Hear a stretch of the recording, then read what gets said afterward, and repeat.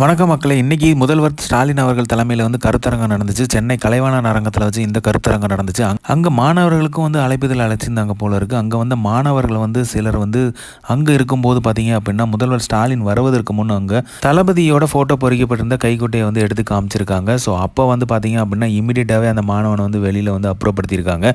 So அங்கே கொஞ்சம் நேரம் வந்து சலசலப்பும் பரபரப்பும் ஏற்பட்டிருக்கு. இப்போ வந்து அதுவும் பார்த்தீங்க அப்படின்னா மீடியா ஃபுல்லாகவே வந்து பயங்கர ட்ரெண்ட் ஆகிட்டு இருக்கு. இது இப்போ வந்து ஒரு பெரிய இஷ்யூவாக இருக்குது. ஏன்னா வந்து காவல்துறையினரும் வந்து இதில் தலையிட்டு இருக்காங்க.